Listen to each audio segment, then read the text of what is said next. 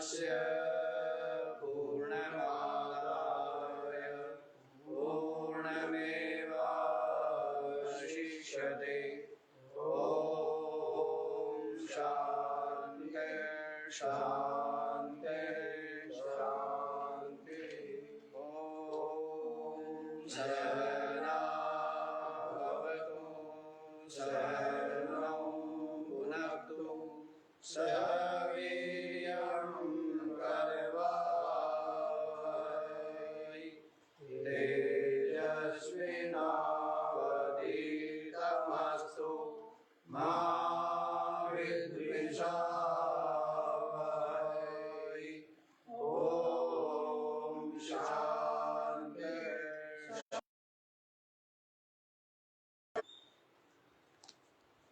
हाँ जी, क्या बतला रहे हैं? जो साधक की पात्रता का संपादन हो उसके लिए बतलाया जा रहा है। जैसे योग वशिष्ठ में बताया है ना कि कौन अधिकारी है, ग्रंथ का कौन अधिकारी है, तो कहा है नात्यंतमज्ञः न तज्ञः। जो अत्यंत अज्ञानी है वो भी अधिकारी नहीं है, और जो तत्वज्ञानी है वो भी अधिकारी नहीं है। शास्त्र श्रवण में कौन?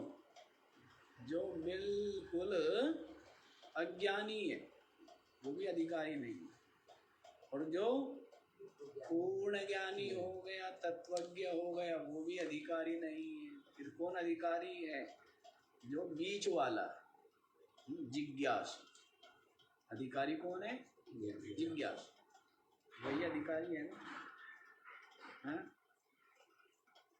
तो उसी को बताते हैं जो अधिकारी किस प्रकार से बना जाए। जो पढ़ लिया है, पढ़ने का जो होता है ना, पढ़ने का पात्र कौन है? जो पढ़ चुका वो पात्र है क्या? और जो बिल्कुल अनपढ़ है कौन है? जो पढ़ना चाहता है वही क्या है? वही अधिकार। तो वैसे ही यहाँ पर बताते हैं, तो मिलाना नहीं चाहिए संसारी, साधक और ज्ञानी।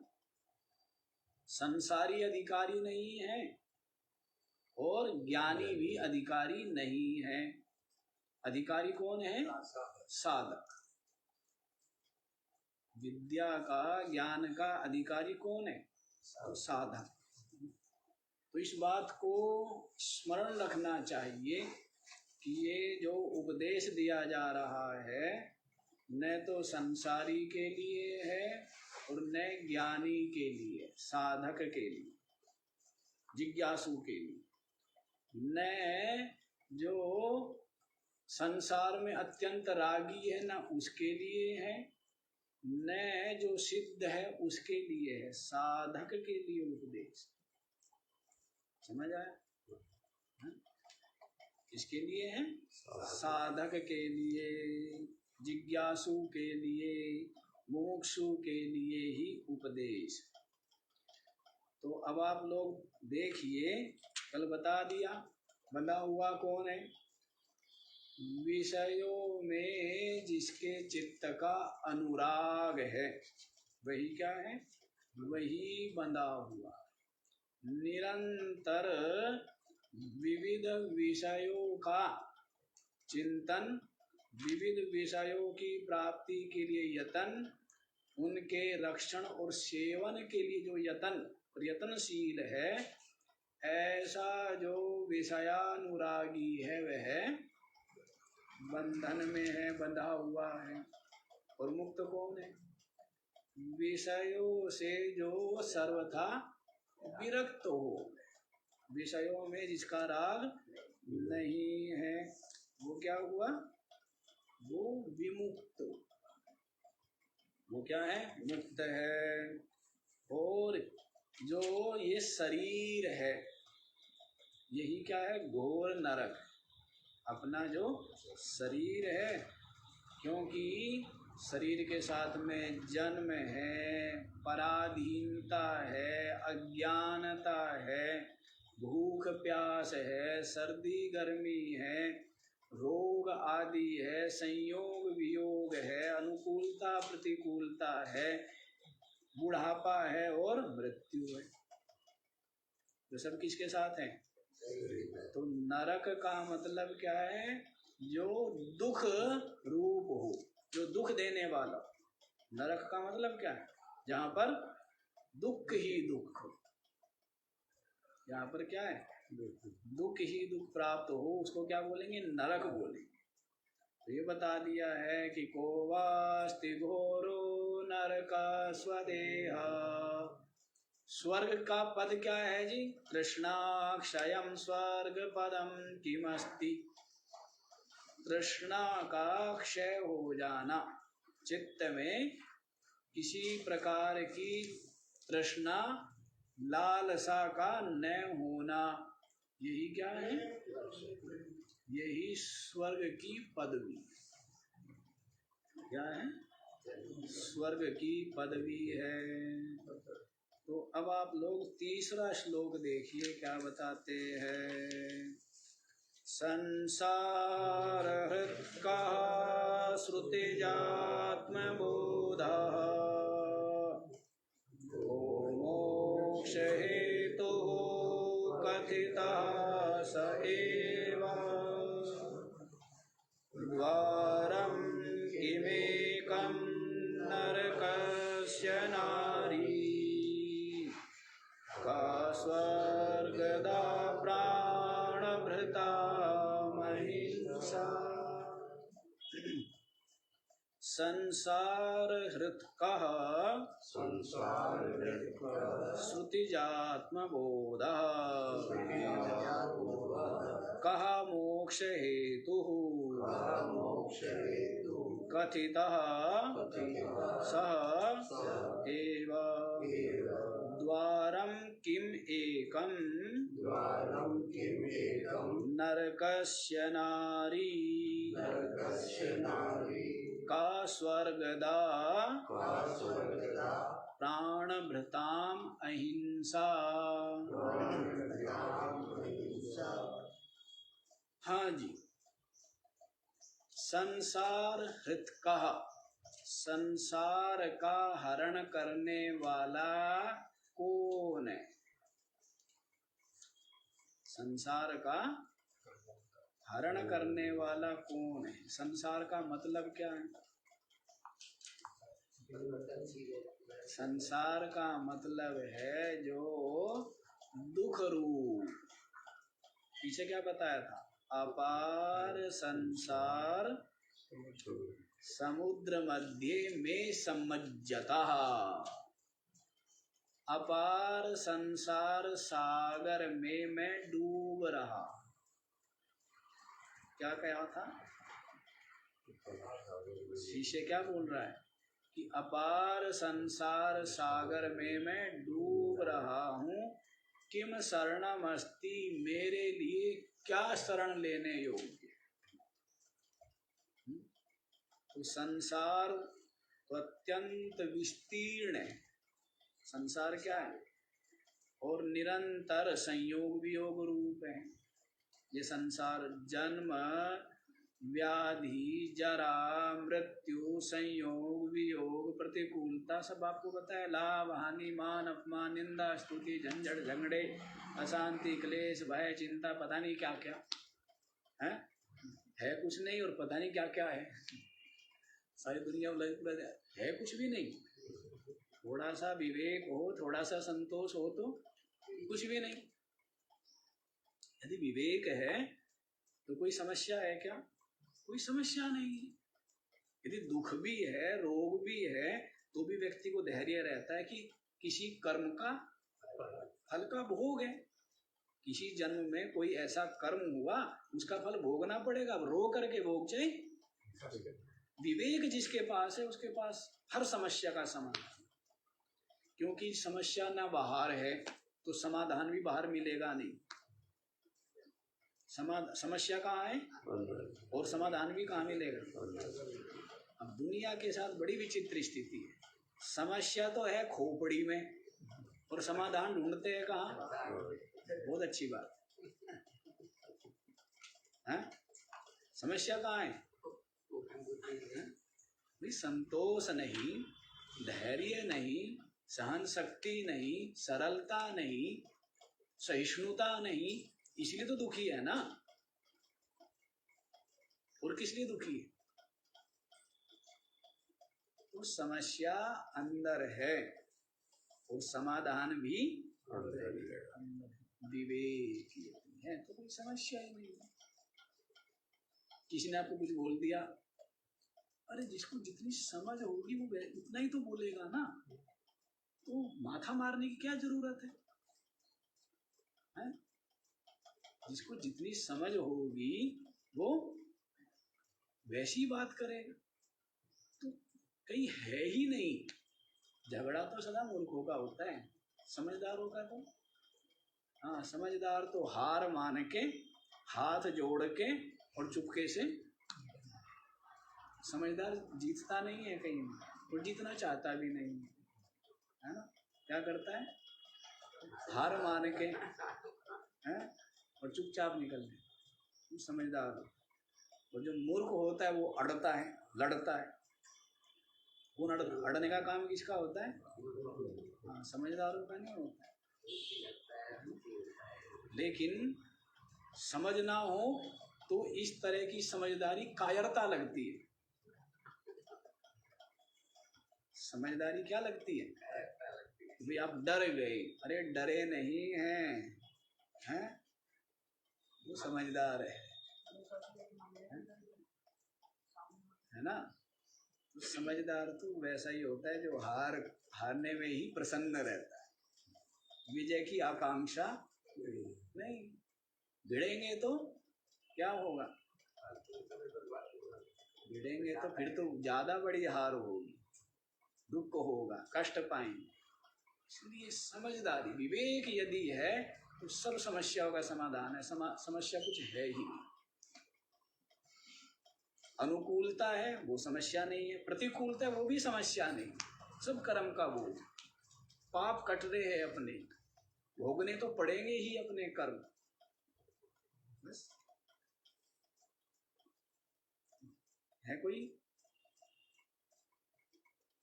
विवेक जहां है वहां सब सद्गुण आ जाते हैं। विवेक जहां पर है वहां पर सारे सद्गुण आ जाते हैं। जिसके पास सद्गुण की संपत्ति है उससे बड़ा धनी कोई है क्या, उससे बड़ा सेठ है क्या कोई। जिसके पास सद्गुण है, धैर्य, संतोष, सहन शक्ति, सरलता, क्षमा, दया, करुणा, जिसके पास ये संपत्ति है उसके बराबर कोई धनी है। सारी दुनिया कंगाल है नहीं, सारी दुनिया क्या है, कंगाल है। धनी तो वही है जिसके पास सद्गुण है, त्याग वैराग्य है। इसी कारण से संत को क्या कहते हैं, महाराज। जो गद्दी पर बैठा है राजगद्दी पर उसको क्या कहते हैं, राजा। और साधु को क्या कहते हैं, महाराजा। गद्दी पे जो बैठा है वो राजा है ना, और साधु क्या है, महाराजा। महाराजा क्यों है, महाराजा इसीलिए है ना कि किसी चीज की इच्छा नहीं, किसी वस्तु की कोई कामना नहीं। इसी कारण से क्या है, महाराजा। कुछ चाहिए नहीं, इसीलिए महाराज। हाँ जी, तो बता क्या रहे हैं, ये संसार अपार सागर बताया था। तो इस संसार का हरण करने वाला ये संसार सागर कैसे सूखे। संसार हृत्कः, संसार का हरण करने वाला कौन है। तो कहते श्रुतिज आत्मबोध। श्रुति से उत्पन्न जो आत्मज्ञान है, क्या बताया? श्रुति से उत्पन्न जो आत्मज्ञान है, उस आत्मज्ञान से ये संसार सागर सूख जाए। जो अथाह अपार संसार सागर है वो आत्मज्ञान से सूख जाए। अच्छा, आत्मज्ञान कैसे होगा जी? तो कहते हैं श्रुतिज, श्रुतिजन्य। श्रुति क्या है जी? श्रुति वेद को कहते हैं ना। वेद को क्यों कहते हैं? क्योंकि पढ़ाने की अब तक जो परंपरा रही है वो सुन करके पढ़ाने की परंपरा रही है ना। आचार्य बोलते थे और शिष्य सुनता था, तो कोई पुस्तक या कॉपी या पेन ये सब कुछ तो। और केवल यदि पुस्तक किसी चीज का सहारा ना हो ना, तो बुद्धि अधिक तीक्ष्ण होती है, अधिक एकाग्रता होती है। अब सारे ज्यादा आते जा रहे हैं, इसीलिए व्यक्ति होता है सुन लेंगे ना बाद में, पढ़ लेंगे ना बाद में। वो जो बाद वाले होते हैं ना, तो साधनों से सुविधाओं से सामर्थ्य बढ़ता नहीं है, शक्ति बढ़ती नहीं। सदा शक्ति क्या होती है? और अब तो सबका दौड़ किस लिए? सुविधाओं के लिए है ना, साधन संपन्नता के लिए। तो उससे शरीर की भी शक्ति और आपके संकल्प शक्ति भी क्या होती है? क्षीण होती चली जाती। बुद्धि की शक्ति भी कम होती चली जाती है। तो पहले सुन करके आचार्य के मुख से सुना, और सुना क्या, यूं समझिए कि वो पूरी तरह से छप गया है मस्तिष्क। जैसे होती है ना, क्या करते हैं वो फोटो स्टेट कराते, क्या कराते हैं? हाँ, हम जैसे सुनते थे, मैंने पहले भी बताया, महात्माओं के प्रवचन तो 1 घंटा सुनते थे, तो इतनी एकाग्रता से सुनते थे कि कोई हमारे ऐसे जो का त्यों पूछ सकता, जो का त्यों। क्योंकि यही होता था कि अब विद्यालय में पढ़ना होता था। अब जिस बच्चे की ट्यूशन है तो उसको तो एक निश्चिंता है ना, क्या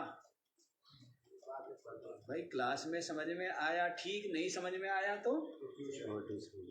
लेकिन हमारे साथ तो ये समस्या थी। क्या समस्या थी? ट्यूशन इसलिए इतनी एकाग्रता से पढ़ना होता था। ये चाहिए तो हो सकता है, हो भी। क्यों? क्योंकि इतने विद्यार्थी थे, 110 विद्यार्थी थे, और 110 विद्यार्थी में एक विद्यार्थी ऐसा था जिसके ट्यूशन नहीं थे, और बाकी 109 के किसी के 3 ट्यूशन तो मिनिमम थे, 4 भी थे, 5 भी थे किसी, और एक ऐसा भी था जिसका एक भी नहीं था। ये है ना, विषय इतने कठिन होते हैं, अच्छे को करने पड़ते हैं। हाँ, तो मैं एकाग्रता की बात बता। तो जब ट्यूशन आदि का सहारा नहीं है तो विद्यालय में ही, कक्षा में ही पूरी एकाग्रता के साथ में, पूरी अंतर्मुखता के साथ में सुनना पड़ेगा, समझना पड़ेगा, तो उसका बड़ा लाभ रहता है। उससे एकाग्रता का स्वभाव बन जाता। जैसे कोई व्यक्ति झाड़ू लगाता है ना, या कुछ भी काम करे, तो उसकी पूरी जन्म कुंडली आ जाती है हम लोगों के सामने। हम समझ जाते हैं कि व्यक्ति कैसा है, कितना एकाग्रचित है, कितना अंतर्मुख है, कितना चंचल है, कैसा है, पता लग जाता है। थोड़े से काम में सब कुछ पता लग जाता है, उसका जीवन भर की जन्म कुंडली आ जाती है, पता लगता है एक एक चीज से। झाड़ू लगा रहा है, कितनी एकाग्रता से तन में हो करके पूरी निष्ठा के साथ में, पता लगता है कि हाँ, ये व्यक्ति कुछ कर सकता है जी। और जो ये लापरवाही झलक रही है ना, तो वो दिखता है कि कुछ नहीं कर सकता। तो हर जगह एकाग्रता का, अंतर्मुखता का, लक्ष्य के प्रति समर्पण का महत्व है। इसलिए आपने सुना होगा जो डाकू थे, उनकी बस दिशा बदलने की जरूरत थी, वो कितने बड़े बड़े संत हो गए। उंगली मार डाकू है। वाल्मीकि के लिए भी आता है कि रत्नाकर डाकू थे। ऊर्जा तो थी, अब बिजली तो थी, अब वो उधर जा रही थी, उसको उधर लगा दी। केवल दिशा बदलने की जरूरत होती है ना। तो जो संसार में पुरुषार्थ कर सकता है, साधना में भी वही पुरुषार्थ कर सकता है। जो लोग समझते हैं कि जो आलसी है, निठल्ले है, प्रमादी है, भाई वो कुछ नहीं करते तो कम से कम चलो वो साधु बन जाएंगे या भजन कर लेंगे, ये बात बहुत बड़ी बेवकूफ की।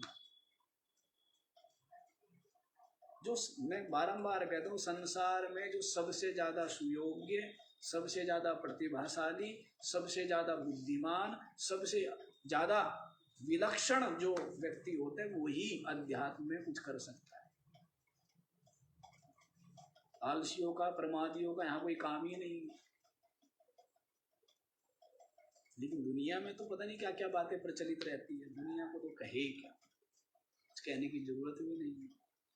अच्छा जी, यहीं पर आओ ना, क्या बता रहे हैं? श्रुतिजा, श्रुति से, आचार्य के मुख से सुनकर जो आत्मज्ञान हो गया। अब सुनना ऐसे नहीं हो पाता था, सुनने के लिए बड़ा परिश्रम करना पड़ता था। अब जो परिश्रम करके वस्तु मिलती है, उसका महत्व समझ में आता है ना। और जो बिना परिश्रम के मिल जाए तो, और आजकल लोगों को सभी कुछ क्या मिल रहा है? पानी मिल रहा है तो बड़े आसानी से मिल रहा है, बटन दबाया, बटन भी क्या टूटी खोलनी है, अब तो टूटी भी नहीं खोलनी पड़ती, हाथ नीचे करना पड़ता है और पानी आ जाता है। तरक्की, इसको तरक्की कहते हैं शायद, हमने ऐसे सुना है। जिससे कि फिर क्या है, जब शरीर को हिलाएगा ही नहीं तो सारे जोड़ क्या होंगे? टूटी खोलना भी नहीं चाह रहा है तो क्या हो जाएंगे? विचित्र विचित्र काम है, ऐसी स्थिति है। तो पानी का क्या मूल्य समझे? पानी का मूल्य तो वो समझेगा ना जो किलोमीटर 2 किलोमीटर से भर करके ढो करके ला रहा है, वो समझता है मूल्य कि क्या मूल्य है। हिमाचल आदि में दूर से पानी भर के लाना पड़ता है, 4-5 किलोमीटर, पगडंडी पहाड़ी इलाके, उबड़ खाबड़, वो जानते हैं ना कि क्या पानी का महत्व है। तो वैसे ही ये जो सुनना है ना, सत्संग, ये ज्ञान, तो सुनने के लिए बड़ा परिश्रम करना पड़ता है। जो आचार्य है उनको सेवा के द्वारा, विनय भाव के द्वारा, तप संयम के द्वारा पहले क्या करना पड़ता था? प्रसन्न करना। क्या करना पड़ता है? बड़े बड़े विद्वान भी जब कुछ ज्ञान पाने के लिए आचार्य के पास जाते थे तो वो आचार्य कहते थे 12 वर्ष तक हमारी गौशाला में सेवा। तो 12 वर्ष तक तप पूर्वक, संयम पूर्वक क्या करते थे? सेवा करते। और उसके पश्चात उनको बुलाते, कहते कि पूछो क्या पूछना।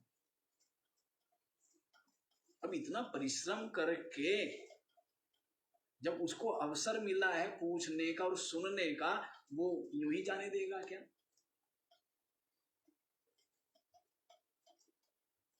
अब तो बड़ी सहजता से मिल जाता है। इसीलिए अब मोबाइल भी देखो चाहे, तो मोबाइल में क्या भरा हुआ है? सत्संग ही सत्संग भरा हुआ है। तो इसलिए सुनते समय जो एकाग्रता या जो प्यास या जो रस या जो रुचि होनी चाहिए वो नहीं हो पाती है। इसलिए लाभ, सब कुछ होते हुए भी लाभ नहीं ले पाना। सब कुछ होते हुए भी,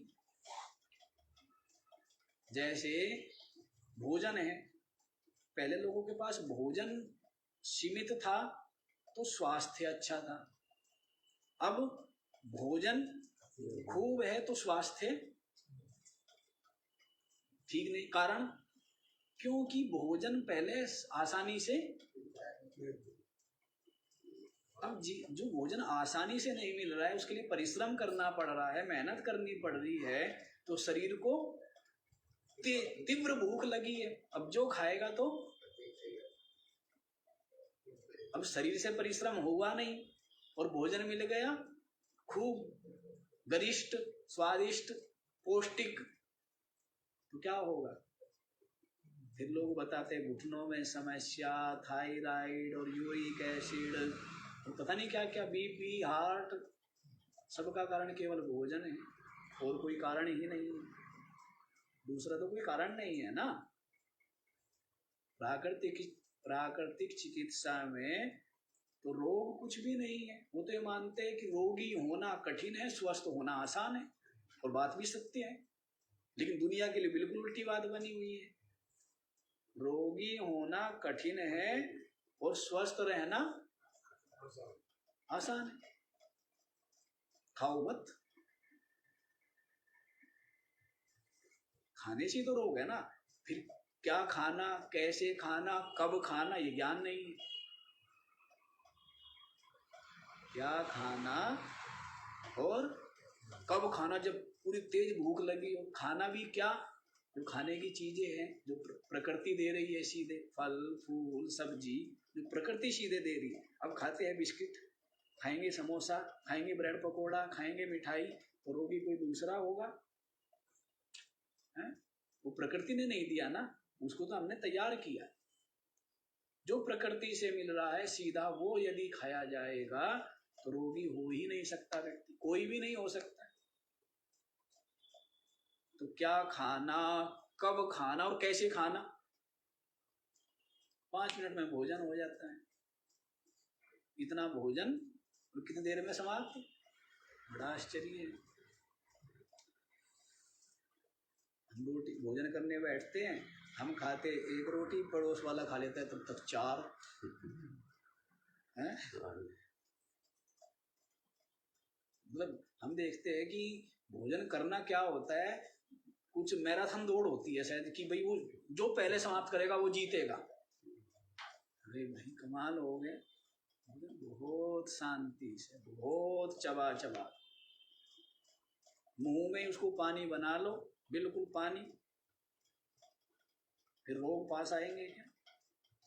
मैं चलो आयुर्वेद का हम ज्यादा नहीं कहेंगे, अब बात तो इसकी चल रही है। तो ज्ञान या स्वस्थ होने के लिए बोला ना, तो आसान ही है। तो ये जो श्रवण करते थे पहले, सेवा तप संयम आदि के द्वारा गुरुदेव को प्रसन्न करके, गीता जी में भी आया ना, तद्विद्धि प्रणिपातेन परिप्रश्नेन सेवाया। पहले दंडवत प्रणाम और सेवा आदि के द्वारा गुरुदेव को प्रसन्न करे, और जब वो पूरे प्रसन्न हो तब उनके द्वारा दिया हुआ जो उपदेश है वो हृदय में कमाया, जो है ना, कमाया, क्या किया है, कमाया है, और एक ऐसी मिल गया है, अंतर तो रहेगा। उपदेश भी कमाना पड़ता है, उपदेश भी, श्रुति, समझ आया? तो श्रुति से उत्पन्न जो आत्मबोध है उसके द्वारा ही इस संसार सागर का हरण होता है। ये संसार सागर सूख जाए। स्पष्ट हो गया? श्रुति जन्य आत्मबोध। को मोक्ष हेतु कथितः स एवा। फिर शिष्य पूछता है, गुरुदेव मोक्ष का हेतु क्या है, मुक्ति कैसे प्राप्त हो, कैसे जन्म मरण के बंधन से, भव बंधन से, संपूर्ण दुखों से मैं सदा सदा के लिए मुक्त हो जाऊं। क्या साधन है मोक्ष का, क्या साधन है? कथिता स एव, वह श्रुति जन्य जो आत्मज्ञान है वही मोक्ष का हेतु। श्रुति जन्य जो आत्मज्ञान है, इसके द्वारा ही क्या होता है? मुक्ति की प्राप्ति। ये संसार सागर सूख जाता है। संसार द्वैत प्रपंच सारा का सारा विलय हो जाता है। एक अद्वितीय जो ब्रह्म है वही शेष रह जाता है। अविनाशी निरुपाधिक सर्व साक्षी सर्व अधिष्ठान जो चेतन तत्व है वह क्या है? ब्रह्म रूप है। अहम ब्रह्मास्मि। जब ये अनुभव हो जाता है कि मैं ब्रह्म हूँ, सच्चिदानंद नित्य मुक्त ब्रह्म हूँ, वह क्या है? वह जन्म मृत्यु से और सब अवस्थाओं से, सब बंधनों से वह मुक्त। द्वारम किमेकं नरकस्य नारी। हाँ जी, नरक का द्वार क्या है? नरक का द्वार क्या है? तो कहते हैं नरक का द्वार नारी। नरक का द्वार क्या है? हम ये बताया ना कि पहले पढ़ते थे ना इसको, प्रश्नोत्तरी को, शायद लगता है कि मैंने पहले पढ़ाई भी होगी, क्योंकि वो राम प्यारी माई थी ना, रमेश रामजी दास जी थे, तो राम प्यारी में बहुत बूढ़ी माई थी, करीब होगी वो 70-80 वर्ष की, 80 वर्ष की तो होंगी बिल्कुल, बहुत झुर्रिया पड़ी हुई थी, बड़ी स्वस्थ, दौड़ती रहती। अब वो ये सब सुनती और कहती, महाराज जी आप जो है ना, आप महिलाओं के बहुत खिलाफ हो। मेरे को है कि आप नारी की बहुत निंदा करते हो। मैंने कहा मैं नहीं कर रहा हूं, ये तो पुस्तकों में है, तो समझना पड़ता है। समझिए, एक तो बात किसकी चल रही है? बात चल रही है जो मुमुक्षु साधक उसकी, और जो पुरुष के लिए जो स्त्री है, स्त्री के लिए वैसा ही पुरुष। समझ आया? तो कहा है नरक का द्वार किसको बताया है? नारी। तो जो नारी शरीर में जो साधक है उसके लिए पुरुष क्या हुआ? नरक का द्वार हुआ। और जो पुरुष शरीर में साधक है तो उसके लिए यूं समझना, ऐसे मत समझना कि नारी जो है वो नरक का द्वार है।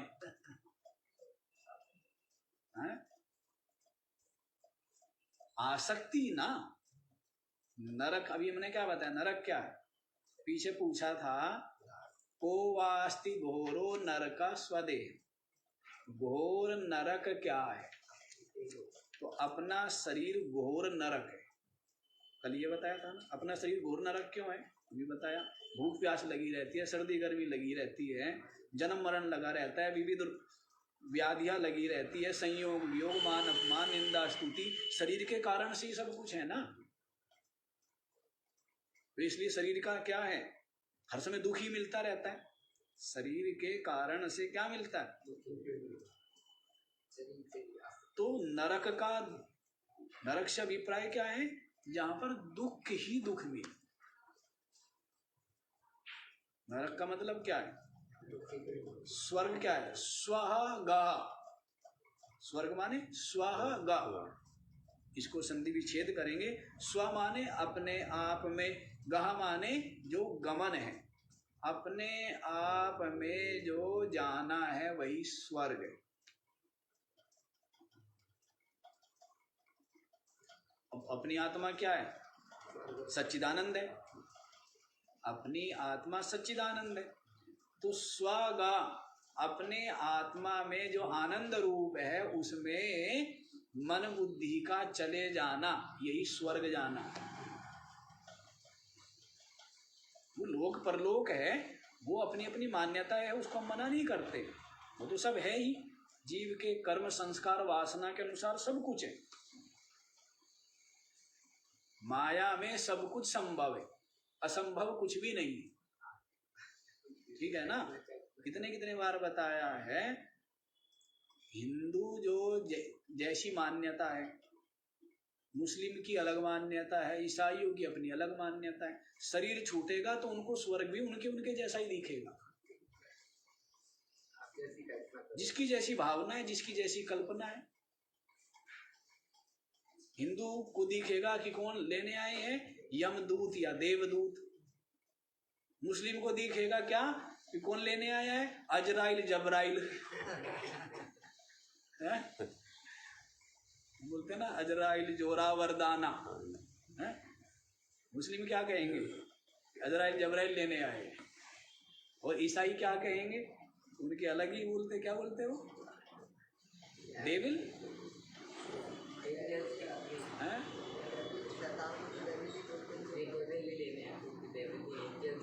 डेविल इविल एंजल, चलो जो भी हो।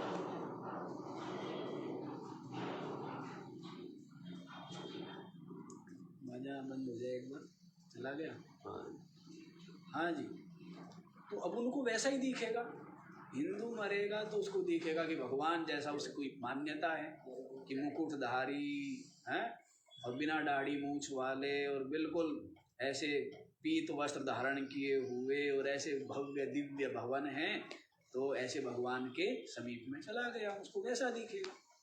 मुस्लिमों को अपना अलग ही दिखेगा अल्लाह, वही टोपी पहने हुए, तुर्की टोपी पहने हुए और वही पजामा ऊंचा पहने हुए और वही पान चबाता हुआ, नहीं वैसा ही दिखेगा, उनकी वैसी मान्यता।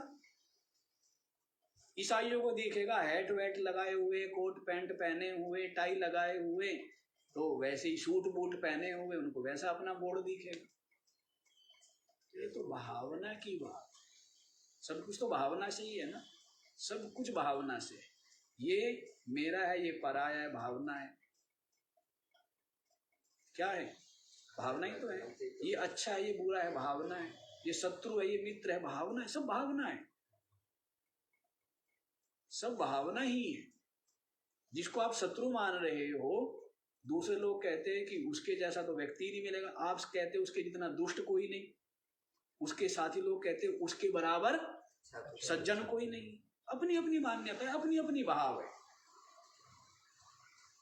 अपना अपना है। कई बार मैं बता तो चुका हूं।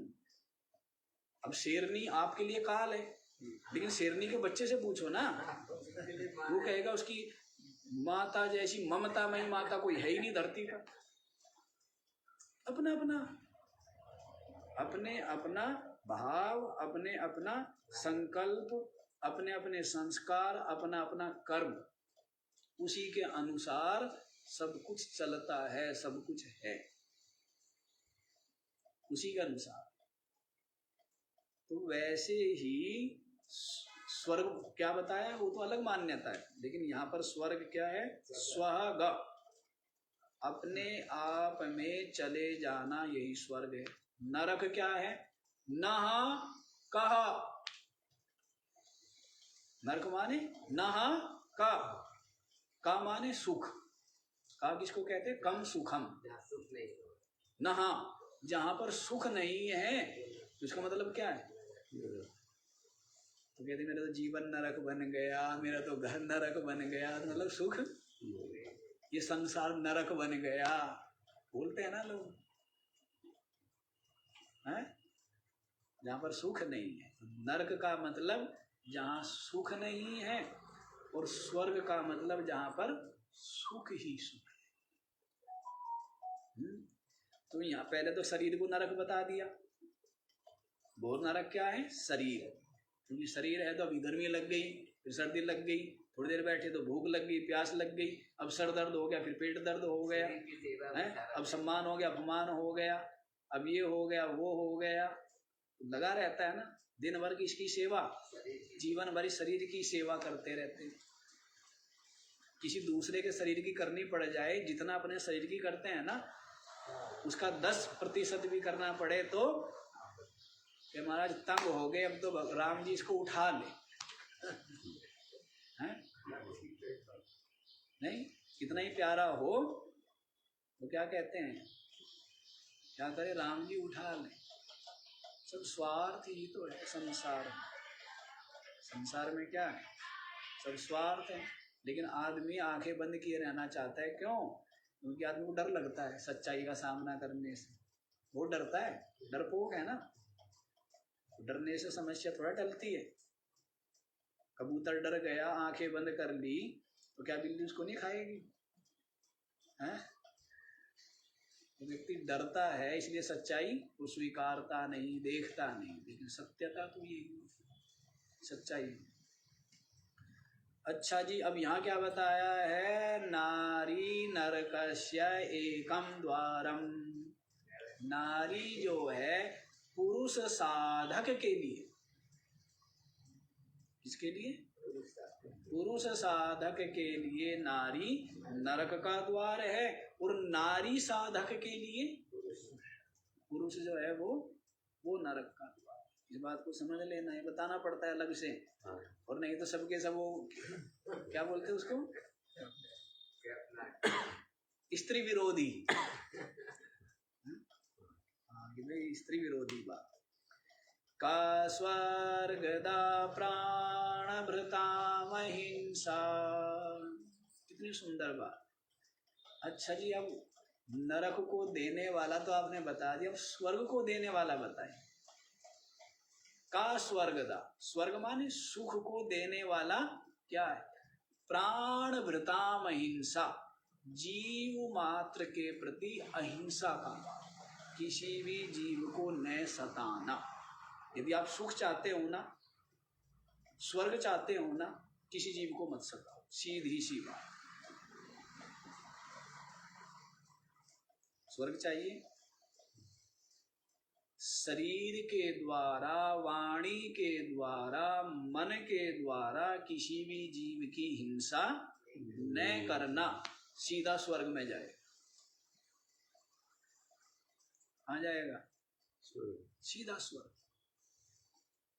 और जो जीवों को सताते हैं, सुखी होना चाहते हैं, स्वर्ग पाना चाहते हैं, बहुत अच्छी बात। संभव है। अब जो कुछ आपने बोया है वही तो मिलता है ना। अब बोया क्या है? दूसरों को तो हिंसा की, दूसरों को तो दुख पहुंचाया, ये तो बो दिया, और चाहता क्या है कि मुझे जीवन में सुख मिले। आश्चर्य की बात है। हम सम्मान देते हैं किसी को तो क्या मिलता है? जो बोया वही मिला ना। अपमान दिया तो सीधी सी बात है। तो वैसे हम चाहते हैं कि हम सुखी रहे, हमें सुख मिले, तो उसके लिए क्या करना पड़ेगा? अब जीवों की सेवा करते हैं ना लोग, कोई भंडारा करते हैं, कोई प्याऊ लगाता है, हैं? कोई औषधियाँ देते हैं, कोई जिसके पास वस्त्र नहीं आदि नहीं उसको वस्त्र देते हैं, तो उससे क्या होगा? जो सुविधा दे रहे हैं ना, वो तो स्वर्ग में जाएगा ही। क्या कर रहा है? जो जीवों को सुख पहुंचा रहा है उसको क्या मिलेगा? और जो जीवों को दुख पहुंचा रहा है उसको क्या मिलेगा? साधारण से सिद्धांत, वो साधारण बात, लेकिन ये साधारण बात बड़े बड़े बुद्धिमानों की समझ में। इतने बड़े बड़े बुद्धिमान, इतने बड़े बड़े बुद्धिमान जिन्होंने परमाणु बम, हाइड्रोजन बम, और पता नहीं चंद्रमा पर पहुंच गए और कहीं पहुंच गए, और आपस में क्या है, एक दूसरे को के साथ लड़ रहे हैं, मार रहे हैं। बुद्धिमान है ना? बुद्धिमान नहीं, एक दूसरे के ऊपर बम फेंक रहे हैं एक दूसरे की जमीन कब्जा करने के लिए, बड़े बड़े बुद्धिमान लोग जिनको आप बुद्धिमान कहते हो, जिनके जैसा आप बनना चाहते हो, जिनकी जैसी पैंट पहनना चाहते हो, आप ये सोचते हो उनके जैसी पैंट पहन के आप क्या हो जाओगे, वो हो जाओगे आधुनिक मॉडर्न। उनके जैसी पैंट पहनेंगे तो क्या हो जाएंगे, मॉडर्न हो जाएंगे। कितने मॉडर्न है पता लग गया आपको, इतने मॉडर्न है वो लोग, इतने बुद्धिहीन है कि दूसरों को अब हथियार बना लिए कि जी अमेरिका के पास इतना हथियार है कि 7 बार पूरे विश्व को खत्म कर सकता है। बड़ी बुद्धिमान है, बहुत बड़ा काम किया है भाई, है कोई सीमा ही नहीं। दुनिया को समझाना बड़ा कठिन है, और जो नहीं समझते इसे दुख पाते, और पाते क्या है। महात्मा बुद्ध ने अहिंसा का संदेश दिया ना, महावीर स्वामी ने तो कहा है अहिंसा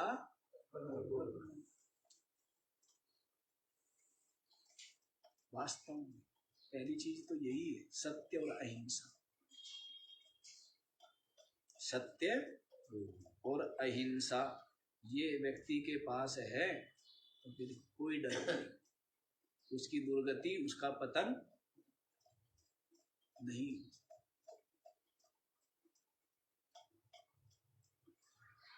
अहिंसा तो परम है, इसलिए कहा, यहाँ भी कह रहे हैं कि स्वर्ग को देने वाली है जीव मात्र, प्राणी मात्र के प्रति अहिंसा का भाव। किसी की भी हिंसा ना, सब पर दया करें। हमसे एक ही बात कहते हैं, व्यक्ति से और कुछ बनते भी नहीं, गृहस्थ लोग हैं, इनसे साधन भजन कुछ बनता तो है नहीं,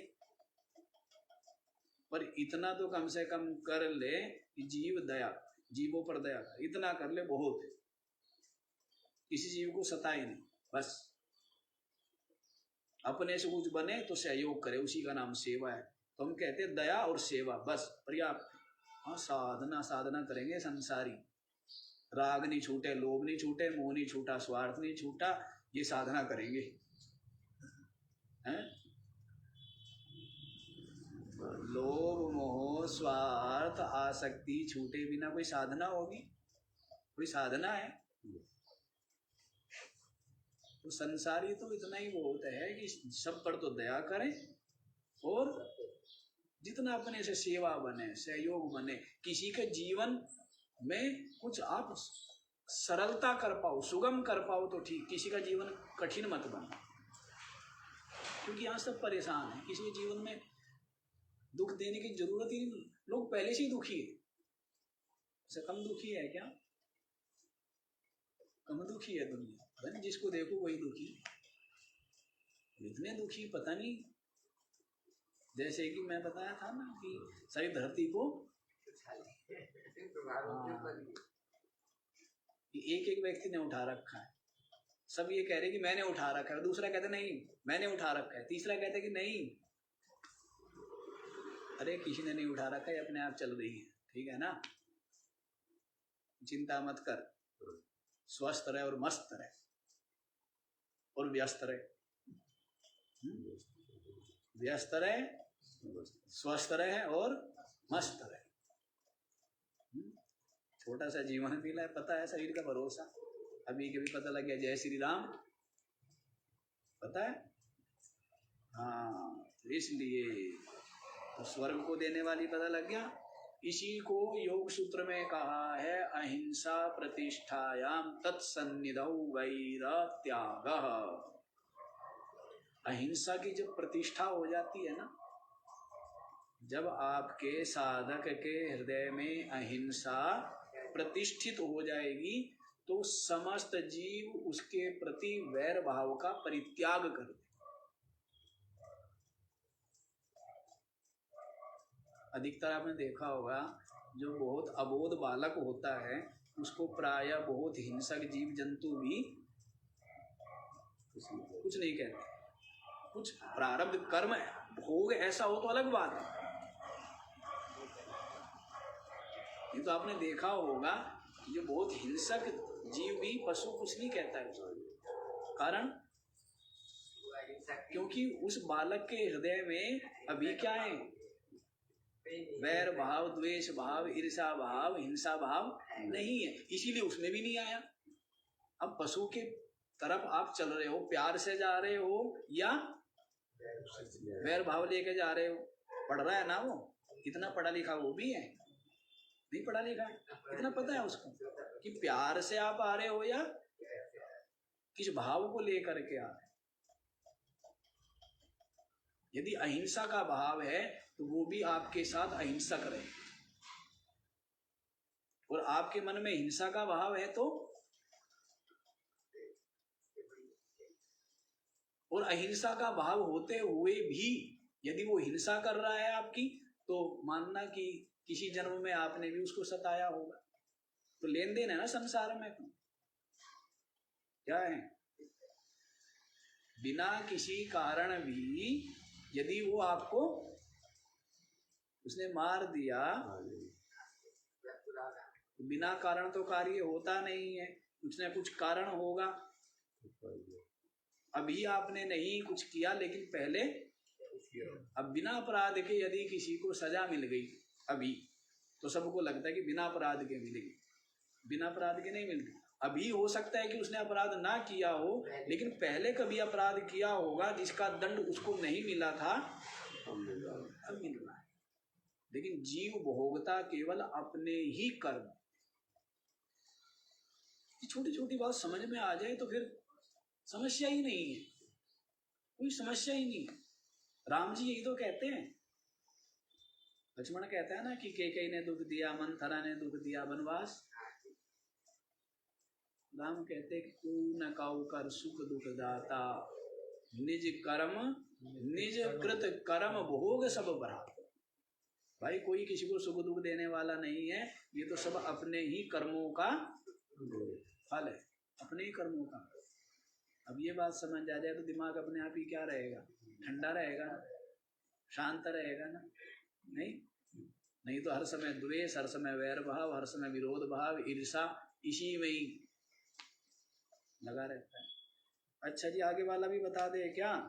ऐसे तो ज्यादा धीमे हो जाएंगे और फिर तो ये पुस्तक पढ़ने में आपका जीवन बीत जाएगा। आगे वाला भी देखो। शेते सुखम कस्तु समाधिनिष्ठो, जाग्रते को वा सदसद्विवेकी, केशात्र वासन्ति निजेन्द्रियाणि, तान्येव मित्राणि जितानि यानि। शेते सुखम कह तू समाधिनिष्ठः, जागृति कह वा सदसद्विवेकी, के शत्रवः सन्ति निजेन्द्रियाणि, तानि एव मित्राणि जितानि यानि। शेते सुखम कस्तु, कहा तू सुखम शेते, कौन सुख पूर्वक सोता, कौन सुख पूर्वक सोता है? कौन सोता है? जिसका काम पूरा हो गया वो, या जिसका काम अधूरा पड़ा है वो। कौन सोएगा चादर तान के? जिसका काम अधूरा पड़ा है वो चादर तान के सो पाएगा, और जिसका काम पूरा हो गया, लोग बड़ी गड़बड़ करते हैं, नहीं करते हैं? सेठ जी वाली बात है, बाजार भरा हुआ था, सब अपना अपना सामान बेच रहे थे। एक दुकान, सब आवाज लगा लगा के ग्राहकों को बुला रहे थे। एक दुकान पर देखा तो कोई आवाज लगा के नहीं, उसमें व्यक्ति चढ़ा तो देखता क्या है कि जो दुकान का मालिक है वो आराम से लेटा हुआ है, सोया हुआ, पैर फैला। तो वो व्यक्ति कहने लगा, भाई उसको उठाया और कहा कि आपको सामान नहीं बेचना है, आपको धन नहीं कमाना है। तो वो दुकानदार कहने लगा, भाई सामान बेचना है इसलिए तो दुकान खोली है, फिर ग्राहकों को बुला बुला करके क्यों सामान नहीं बेचते? तो कहते उससे क्या होगा? वो दुकानदार कहने लगा कि उससे ज्यादा ग्राहक आएंगे। तो क्या उससे क्या होगा? कि ज्यादा बिक्री होगी। कि ज्यादा बिक्री होगी तो उससे क्या होगा? कि ज्यादा धन की प्राप्ति होगी, ज्यादा धन का लाभ होगा। क्या उससे क्या होगा? कि धनी ज्यादा हो जाओगे तो फिर क्या उससे क्या हो जाएगा? तो क्या नौकर चाकर रख पाओगे। तो क्या उससे क्या होगा? कि नौकर काम करेंगे और आप आराम करोगे। वो व्यक्ति कहने लगा, अभी क्या कर रहा हूँ है? इतना सब कुछ करके फिर यही काम करने तो पहले ही ना कर लूं। लेकिन ये मूढ़ता है ना? ये क्या है? ये मूढ़ता है। एक को तो जितना पाना था पा लिया, जितना पढ़ना था पढ़ लिया, अब उसको संतोष है, वो अलग चीज है। और एक ने कुछ पाया ही नहीं, या पढ़ा ही नहीं, या धन कमाया ही नहीं, उससे पहले ही संतोष हो जाना का मतलब क्या है? आलसी प्रमादी है, कुछ किया ही नहीं जीवन में उसने। ऐसे नहीं समझ लेना, वो दोनों बराबर नहीं है। पहले बताया था ना, एक कहीं जाना था, वहां से जाके आ गया, दूसरा व्यक्ति जा रहा है, दोनों रास्ते में मिल गए एक ही जगह पर। एक व्यक्ति जाकर के आ गया, दूसरा व्यक्ति तो लगता तो क्या है कि दोनों एक ही जगह पर है, पर एक जगह पर है क्या? जहां जाना था वो जा चुका है, और इसको अभी दोनों बहुत अंतर है। समस्या ये तो होती है, लोग ज्ञानी को देखते, जैसे जनक जी को देखेंगे, हम तो जनक की तरह असंग है जी। जनक तो जाके आ चुके, और आप तो इसलिए किसी की नकल नहीं करनी चाहिए, और ज्ञानी की तो बिल्कुल भी नहीं।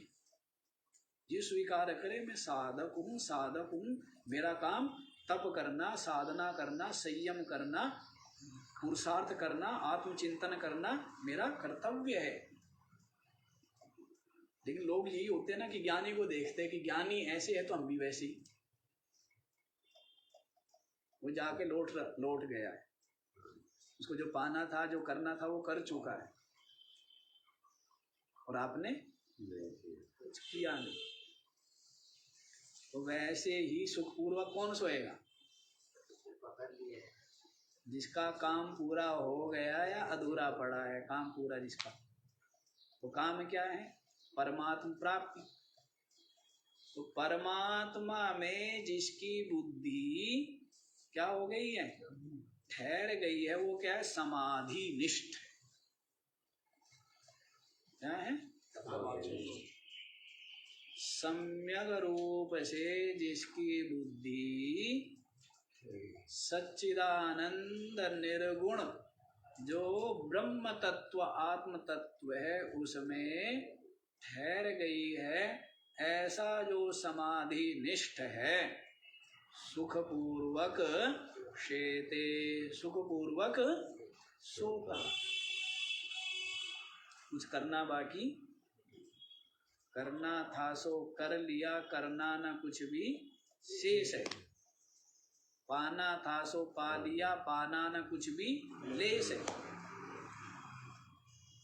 चलना था सो चल लिया, चलना न आगे पंथ है। यात्रा महापूरी हुई, अब चित्त मेरा शांत। ज्ञानी की बात, और यहाँ बात साधक की चल रही, समझा करो। संसारी की बात अलग, साधक की बात अलग, और ज्ञानी की बात। संसारी जो रागी है, साधक जो त्यागी है, ज्ञानी जो राग और त्याग दोनों से परे। समझ आ रही है बात? संसारी जिसके चित्त में राग है, साधक जो त्याग है, और ज्ञानी राग और त्याग दोनों से परे सहज। सहज जैसा है वैसे में ही संतुष्ट, न रागी बनता ना त्यागी बनता, ज्यादा त्यागी भी नहीं बनता। जैसे रागी ना रागी ना त्याग, सहज। सहज रहना बड़ा कठिन है। रागी बनना सहज है, त्यागी बनना सहज, और सहज होना हाँ लगता है ऐसे ही है, लेकिन वो उसके बाद में आती है स्थिति। जब त्यागी भी नहीं रहा, रागी भी नहीं रहा, तो सहज अपने आप स्वाभाविक हो जाएगा। तो कैसे हो जाएगा सहज? पहले प्रयत्न से हुआ ये।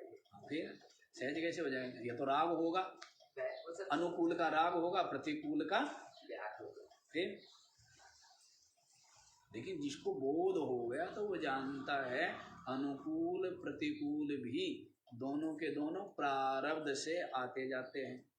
वो जानता है कि दोनों के दोनों उपाधियों में आते जाते हैं, और मैं तो असंग निर्लेप हूँ।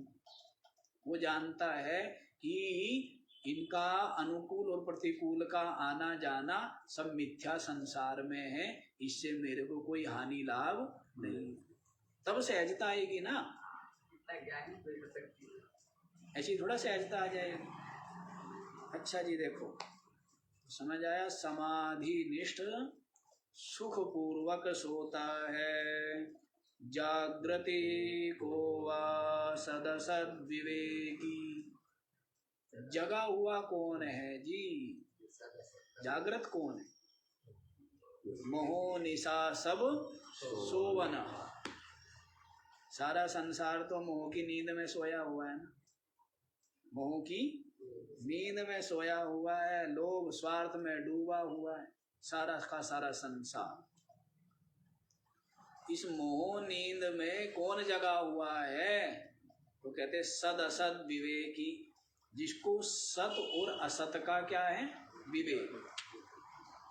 सत और असत का विवेक है, आत्मा और अनात्मा का विवेक है, जड़ और चेतन का विवेक है, दृश्य और दृष्टा का विवेक। जिसको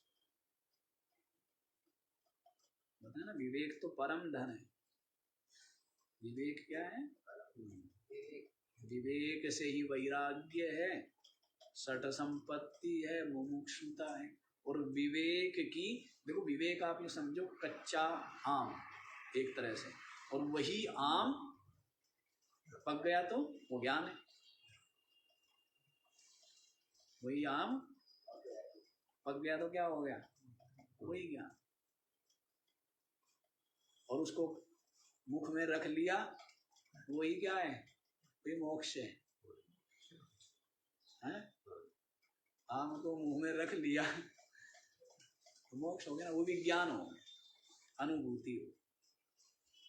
क्या हुई? अनुभूति ना, ज्ञान विज्ञान। ज्ञान क्या है? केवल बौद्धिक जानकारी, और विज्ञान क्या है? अनुभूति। उस ज्ञान का अनुभव, अपरोक्ष अनुभव, वही विज्ञान है, अपनी आत्मा। तो विवेक तो परम धन हुआ ना। शुरुआत कहाँ से हुई? विवेक से ही हुई, फिर वैराग्य हो। इसलिए सत असत का जो विवेकी है वही जगा हुआ है, बाकी सारी दुनिया तो स्वयं। के शत्रवः सन्ति निजेन्द्रियाणि। शत्रु कौन है इस जीव के? इस जीव के शत्रु कौन है? कहते निजेन्द्रियाणि, अपनी जो इंद्रिया है वही क्या है? वही शत्रु है, जो कि इसको भटकाती रहती है, भरमाती रहती है, जगह जगह क्या कराती है? दौड़ाती रहती है, और विविध विषयों का राग कराती है, जो कि है दुख रूप, और उनसे सुख की आशा करता है। तो अपनी ये जो इंद्रिया है, ये क्या है? यही शत्रु है जीव के लिए, साधक के लिए।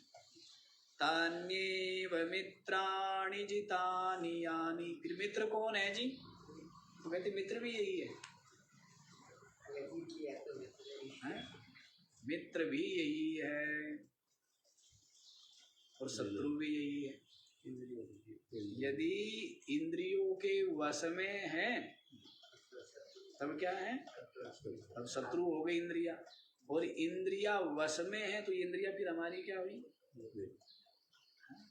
हर एक चीज के उस पर निर्भर करता है ना, उपयोग पर। अब कुल्हाड़ी जो है पैर में भी लग सकती है, और कुल्हाड़ी से झाड़ झंकाड़ साफ भी कर सकते हैं। अब गाड़ी है क्या करती है, बहुत जल्दी पहुंचा देती है जहाँ जाना हो, और यदि कुछ गड़बड़ करे तो एक्सीडेंट हो जाता है तो वहीं पहुंच जाता है ना, दूर पहुंच जाता है। हर चीज, जैसे भोजन है,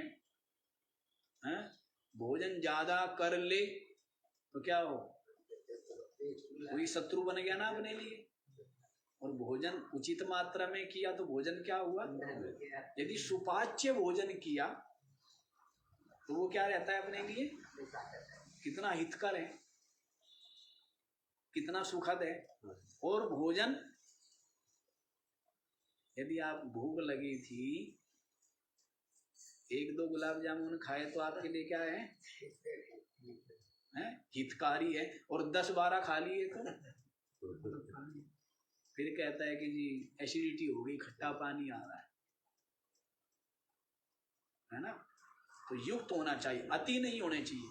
अति भूखा मरना भी बेवकूफी है, तो अति खाना भी बेवकूफी। समझदारी क्या है, उचित मात्रा में, मध्यम मार्ग। समझदारों का मार्ग क्या है, और मैं कई बार कहता हूँ चर्चा जहाँ संसार में सदा होती है मूर्खों की, जो बिल्कुल नहीं खाता उसको बड़ी बात मानेगी, जो इतना गया खा लेता है तो उसकी बात सुनेगी। समझदार आदमियों की चर्चा संसार में हुआ नहीं करती, क्योंकि यहाँ समझदार लोग रहते ही कम है।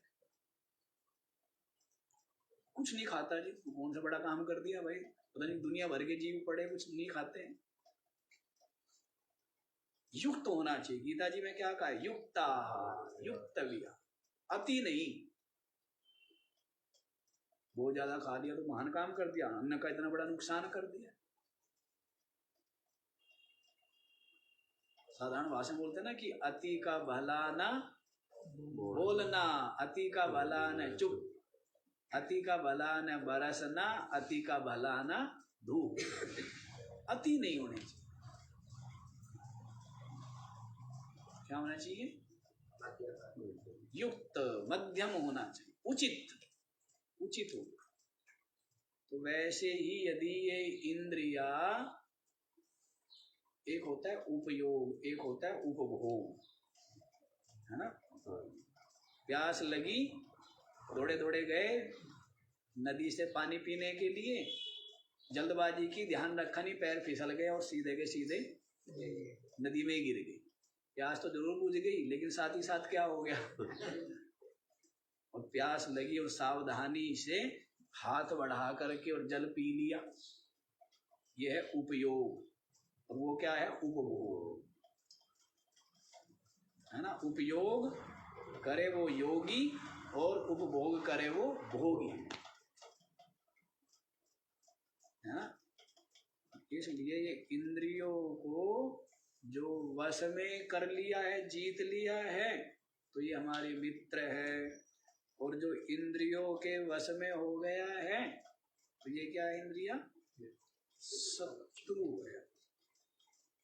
ठीक है, तो आज इतना ही रख लीजिए। लेकिन ये तो बहुत धीमे हो जाता है, ऐसे कैसे काम चलेगा, एक एक श्लोक ही करेंगे तो, हैं? एक एक श्लोक करने में तो हैं कम से कम होने चाहिए 4-5 तो होने ही चाहिए कम से कम। हमारे महात्मा तो ऐसे होते हैं कि जो 10-10 कर देते हैं। हाँ हाँ, लोग 10-10 भी कर देते हैं, 15-15 कर देते हैं। हमारे लिए एक करना ही, एक पंक्ति करना ही मुश्किल हो जाता है। चलो आज इतना ही बाकी।